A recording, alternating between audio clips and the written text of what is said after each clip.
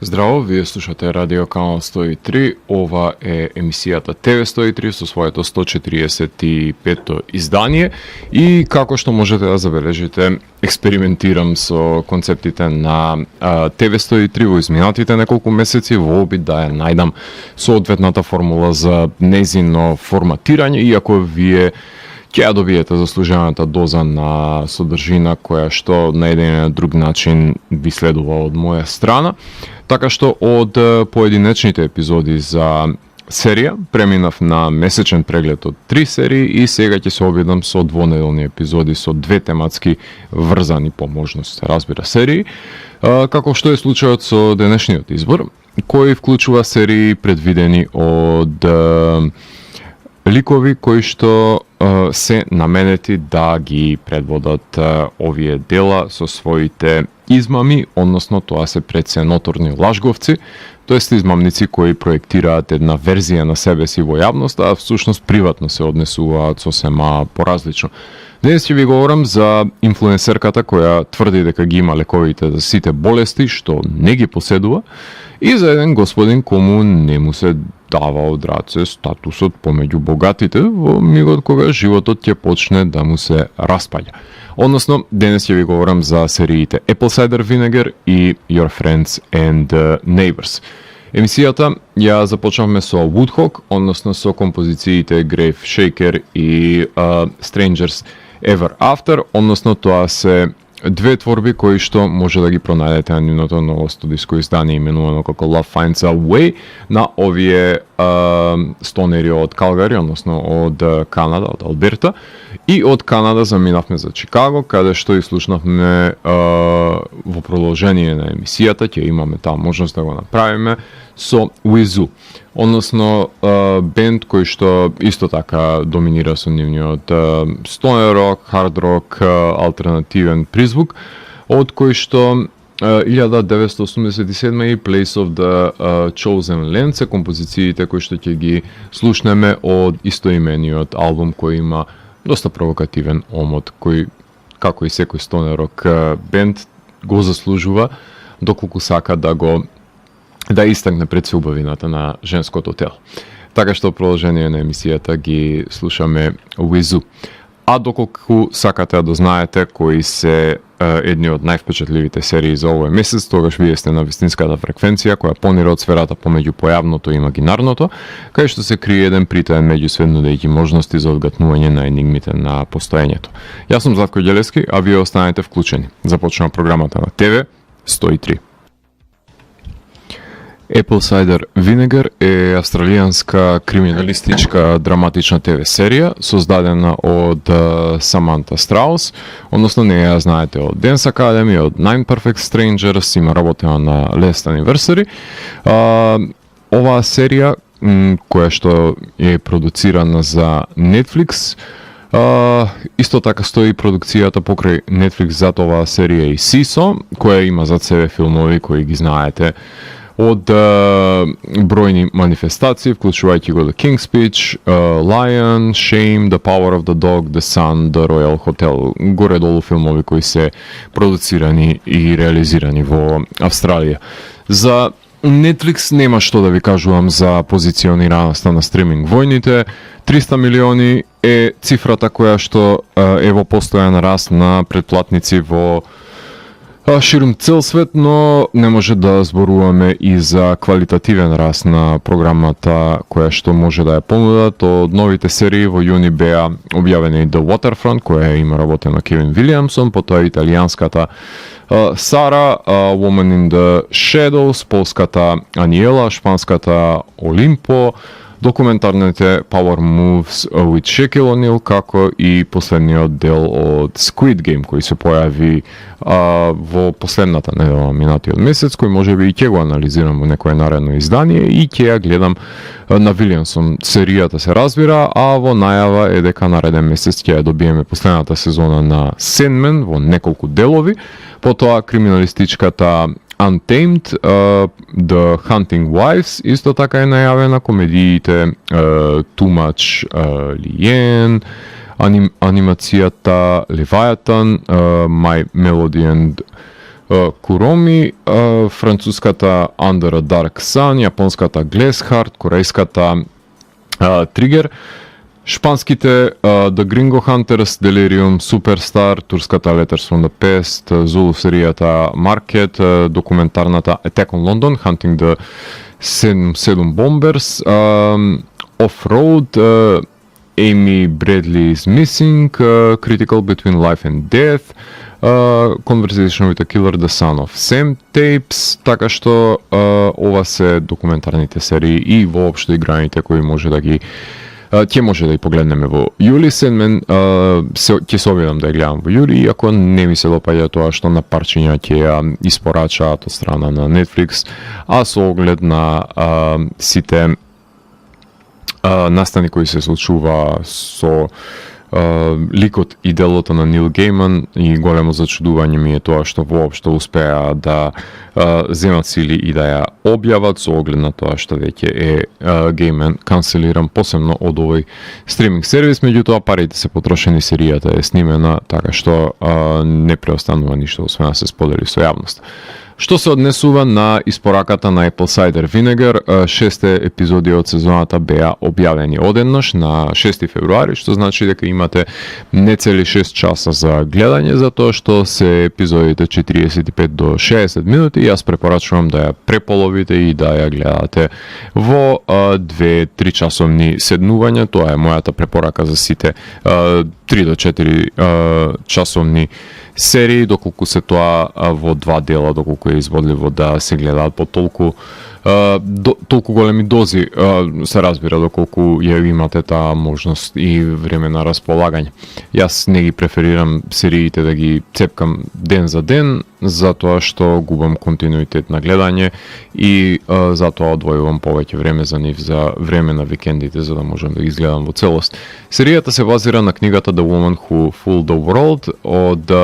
Бо Донели и Ник Тоскано, посветена на една измамничка која денес е прилично популарни под називот скемери. Сум говорил за доста серии кои се предводени од вакви самобендисани ликови кои сакаат на најкраток можен начин да се искачат до врвот и оттаму да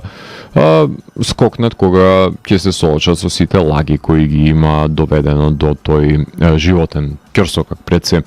Во прашање е инфлуенсерката Бел Гибсон, која има направено проневера во рамките на здравствената бранша, односно таа лажно се представува дека има тумор на мозокот за да добие сожалување и пред се популарност, се разбира. Како лек против ракот, секако дека се базира на алтернативна медицина, промовирајќи апликација и книга за готвење. По незино влијание потпаѓа и Мила Блейк, која има тумори на рацете, која и самата се предава на лечење со надрилекарство, што во незиниот случај вклучува пиење џусеви на секој втор сат и енима од кафе, а со оглед на тоа што незината здравствена состојба се влошува, бидејќи не е согласна да подлегне на ампутација, ќе биде драстично влошено незиното здравје, при тоа ќе ја замае и незината мајка дека чистењето со џусеви и на неа ќе помогне, што секако дека нема да се случи. Тоа значи дека серијата фрла светло на капитализирањето од туѓата мака и при тоа нанесувајќи штета на многу животи, давајќи им лажна надеж дека во добрата мисла пред се лежи лекот против ракот, што е точно доколку не сте болни од рак, например, па дури и тогаш од нигде никаде може некоја клетка да реши да стане непријател во вашето тело и се преобличи во канцерогена напаст. Ширум светот се прават истражувања за победување на една од најодвратните болести на денешницата и од тоа што го имам читано, мислам дека научниците од Јужна Кореја имаат објавено дека имале напредок во спречувањето на метастазирањето на клетките, но и тие истражувања се далеку од доаѓање на лек за секој посебен вид на рак во различна фаза, па токму поради овие неповолни изгледи, луѓето разбирливо е дека се очајни и бараат алтернативни начини за изнаоѓање на чаре. Меѓутоа, некогаш ќе купат само миризлива вода, но некогаш ќе нанесат и поголема штета со одредени непроверени илјачи, ескивирајќи го неизбежното, односно не прифаќајќи ја таа позиција на беспомошност пред надоаѓачката смрт. Живееме во сродна денешница каде веруваме во лаги продадени како вистини, си правиме черепикинг на науката, си бираме тоа што ни треба, за тоа што ни одговара, занемаруваме факти по потреба, заведени сме од успешна приказна и губиме способност за објективна размисла, а ако не им одговара приказната, овие инфлуенсерки веруваат во молитвата за променување на наративот, како што на нив ќе им одговара полоца. Тоа значи дека единствен губиток е тој што ќе поверува на лагите и троши време на нив.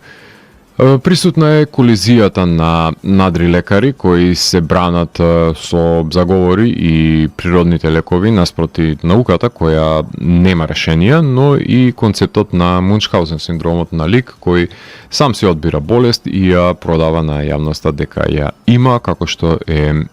компулсивна и ноторна самата таа лажга која ја предводи ова серија. Капиталистички наративен етос владее денес на fake it till you make it и мантрата со која се вадат мрзеливите и неспособните пред се, а за тој процес страдаат сите тие кои не добиле соодветен третман и верувале во погрешни идоли кои се појавуваат на екранот на нивниот мобилен телефон. Од почетокот на човештвото знаеме дека убави девојки можеле и отров да продадат дека е сладко. Денес малверзациите се на дигиталните пространства, важно е да се има убави слики со популистички филтри и фонтови и ќе може секоја лага да се спакува и продаде со насмевка, без разлика колку таа ќе чини. Ликовите пред се подготвени да платат се што имаат само за да може да најдат решение против болката. Ликовите кршат четврт зид кога отвораат епизода и кажуваат дека серијата се базира на вистинит настан со лажни имиња и на крај кога треба да се објасни за кривичното гонење, се обраќа кон камерата Бел и вика: "Знаеш шо, гуглај си сам." Што е соодветна комична остапка од формулаичната споредба со реалноста и испишување на екранот со резултатите од судските процеси. Бел е погана паразитка, воркохолик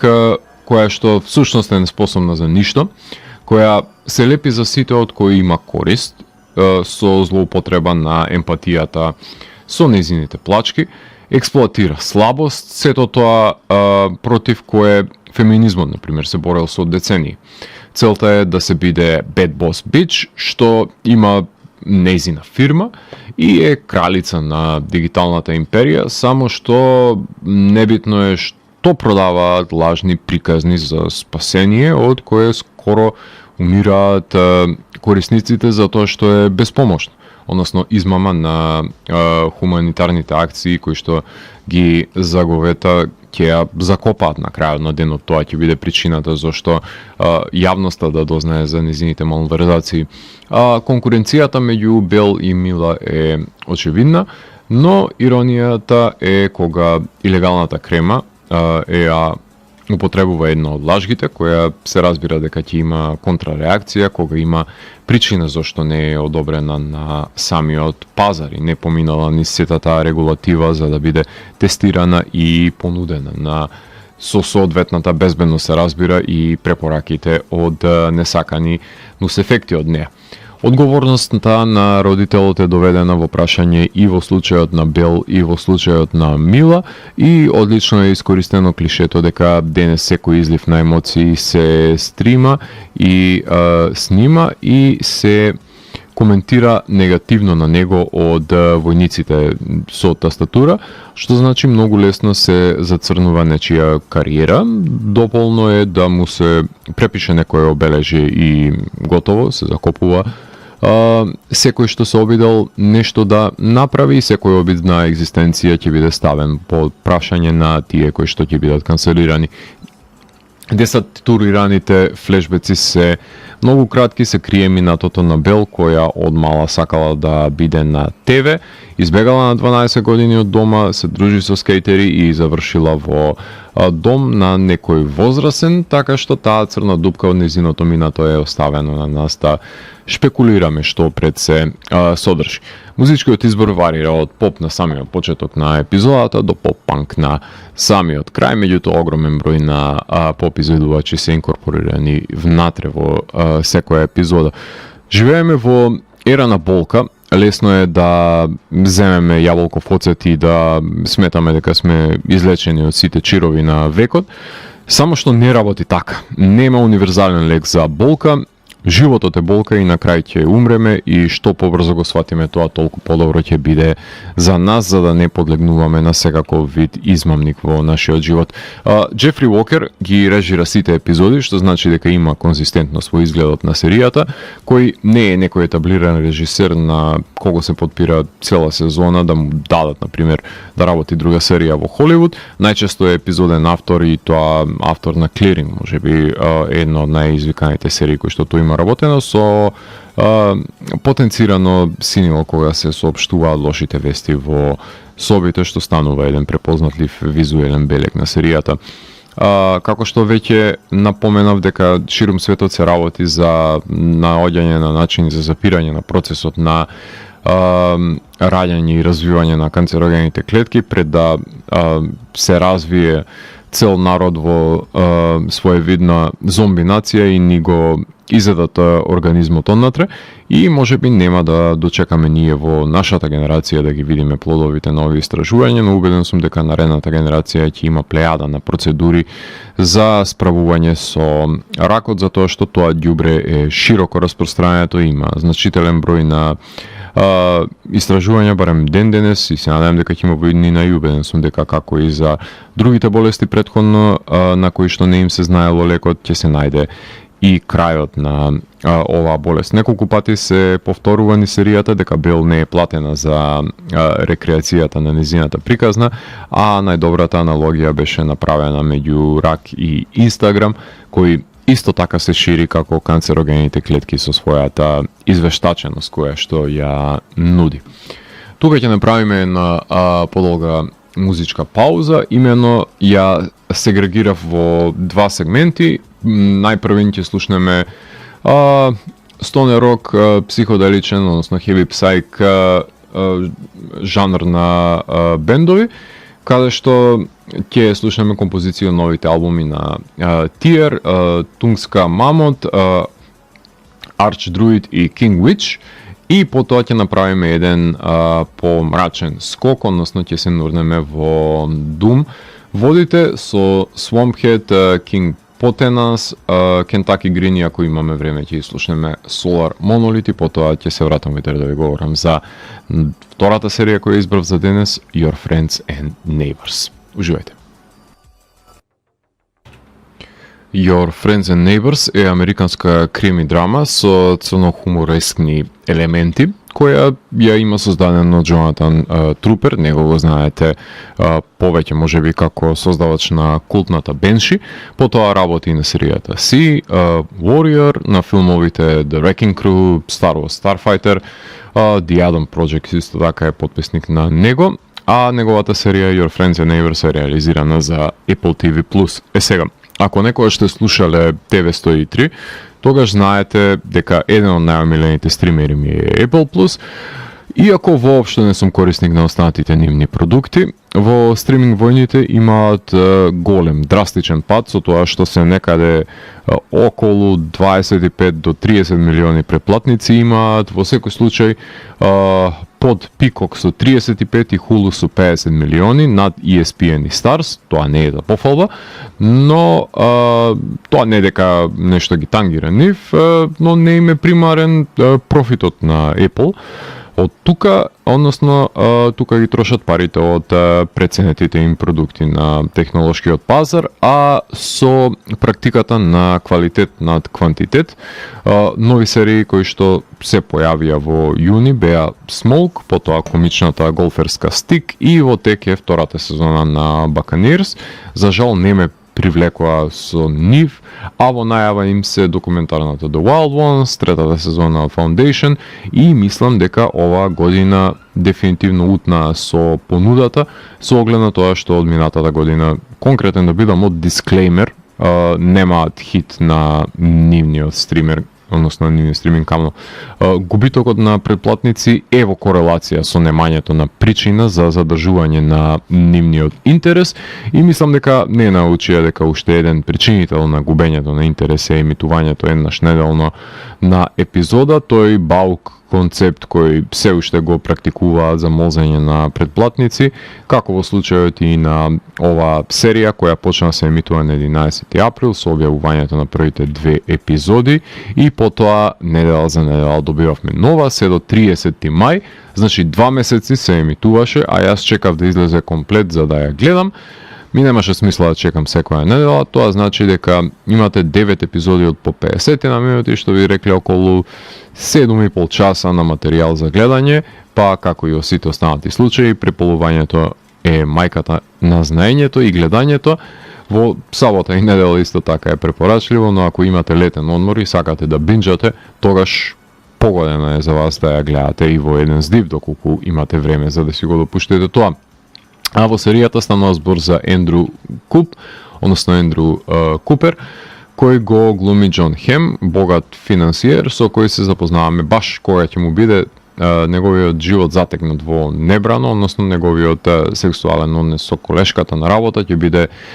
повод искористен од страна на неговиот шеф како причина за отпуштање од високото работно место, за да се вработи некој помлад со поголеми аспирации, односно отпуштање од работно место со кое што комплетно се финансира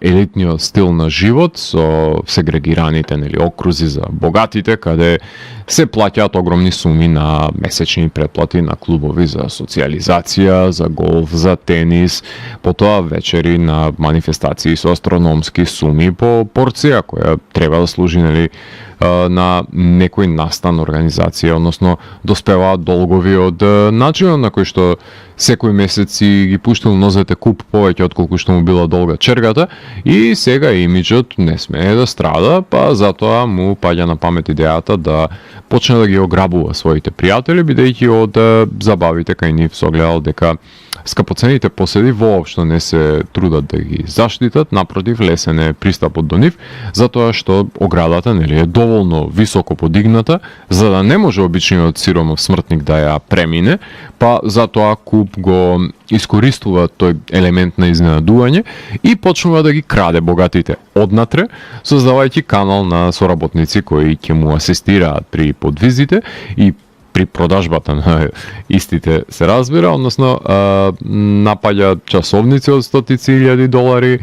хермес чанти и ред други преценети предмети кои на хумористичен начин се илустрирани со voiceover нарација и брза монтажа. Не баре гледаме рекламен видеоспот за нивната безвредност пред се. Покрај Хем се појавуваат и неговата поранешна сопруга Мел, глумена од Аманда Пит, терапевтка која се уште има афинитети кон него, иако живее заедно со неговиот најдобар другар, кој е NBA играч и раководи се една вежбалница.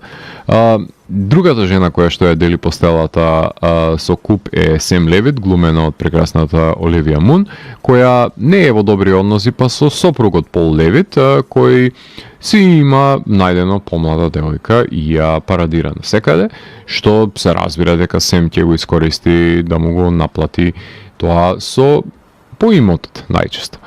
Секако дека мора тука да ја спомнам и биполарната сестра на Куп, односно Али Купер, која ја глуми Лена Хал,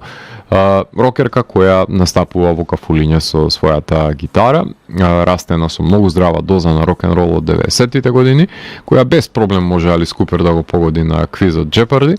која исто така живее со куп за да се намали нели на дополнителни трошоци,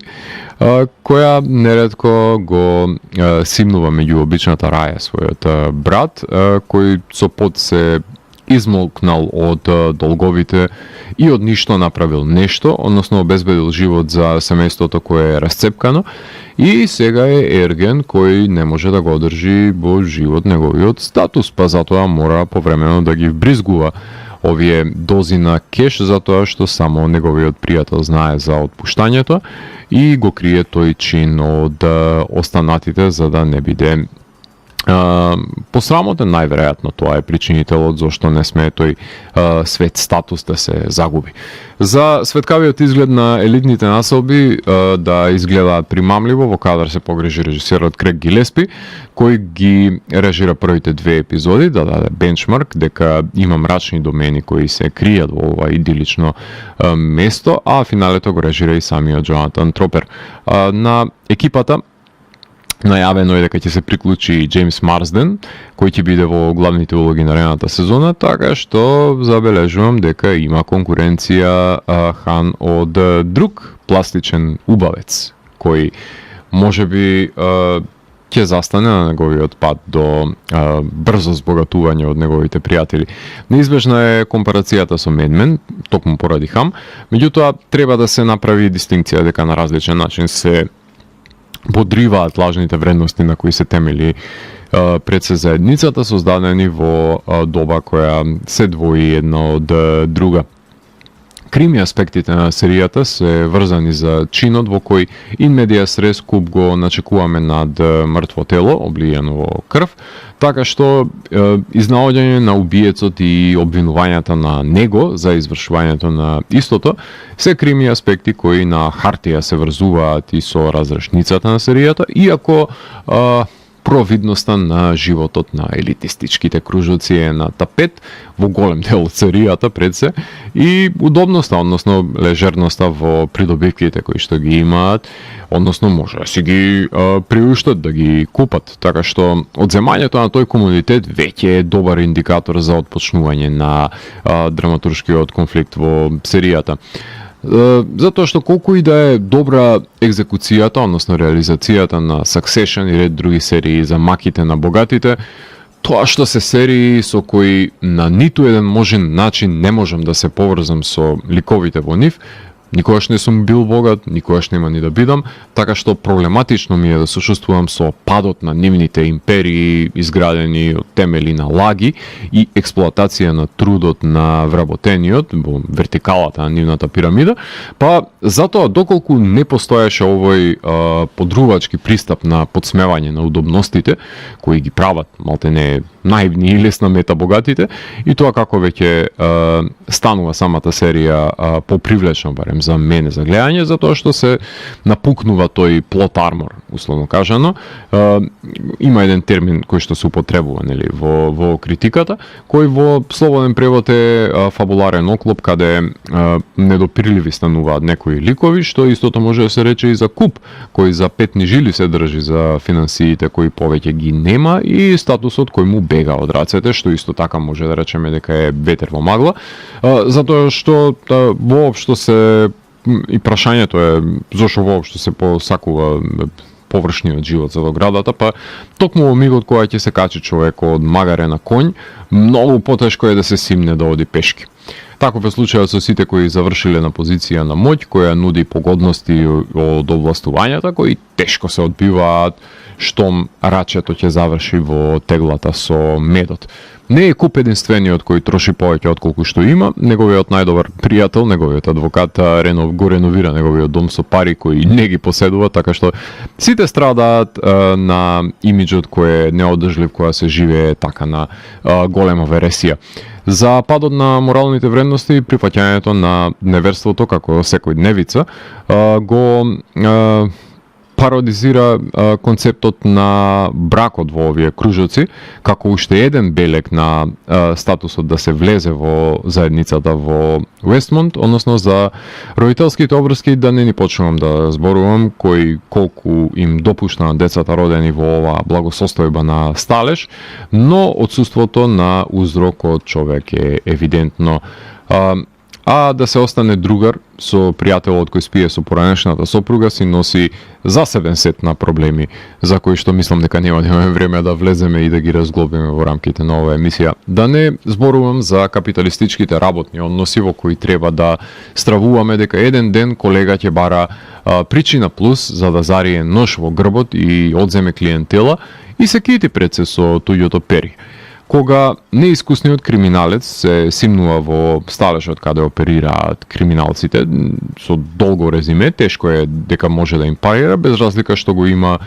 благото, тие имаат поголемо искуство на малверзации и преговарање, па неретко куп завршува во непогодна ситуација, особено кога решава да се меша и со подземјето на трговијата со украдени уметнички слики. Тоа е сосема поразличен кербер во прашање со кој што треба да се соочи. Синот на Куп и Али свири на тапани, односно Али свири на гитара, Куп свири на тапани, така што редно време е бенд да оформат, барем да биде семеен и да си настапуваат заедно. Спрегата која се воспоставува меѓу класниот поредок, односно соработката помеѓу Куп и неговата помошничка, која како и незините колешки доаѓаат од посиромашни семејства за да ја одржуваат хигиената на богатите, ни става до знаење кој со какво животно искуство доаѓа во игра. Таа динамика бара дополнително пеглање според мене, затоа што не е доволно разглобен. Повторно ќе се навратам на заштитата од ликвидирање на ликот на Хам, кој знаеме дека во ниту еден случај не може да биде колатерална штета на серијата, иако има последици на непремислени одлуки, кои би го довеле до ситуација да го загуби животот, многу пати и тоа, но таа семоќност е на штета на инвентивноста на серијата. Пред се, некогаш конвенцијата може да се скрши, па затоа се надевам дека Марсден ќе биде конкурентниот лик кој што е дополнително потребен за оваа серија. Во самата најава имавте можност да слушнете од трейлерот за серијата. Не е твое ако не можеш да го задржиш, што е едно од тие мота кои што ги поседува ТВ серијата Your Friends and Neighbors. За самиот крај на емисијата ќе завршиме со музичкото патешествие во Париз, Франција, од каде што музицираат Домадора, односно психоделичен инструментален стонер рок бенд со една композиција од нивниот нов студиски албум Indian, односно ќе слушнеме Echo со оглед на тоа што таа е можеби најкратката и најлаконска за потребите на ова издание. Патешествието јас го завршувам на музички план во Франција, а Шаше со неговите патувалки ќе треба да останете на канал 103 за да знаете каде точно ќе ве шета. Вие го слушавте 145-тото издание на емисијата ТВ 103 со Златко Ѓелевски, кај што детално ја анализира првата сезона на серијата Apple Cider Vinegar и Your Friends and Neighbors. ТВ 103 е уникатен сигнал кој се појавува секој четврток на оваа фреквенција и во рок од 2 часа ви нуди длабински поглед во значењето на актуелните ТВ серии. До наредното издание, гледајте ТВ серии и останете вклучени. Чао!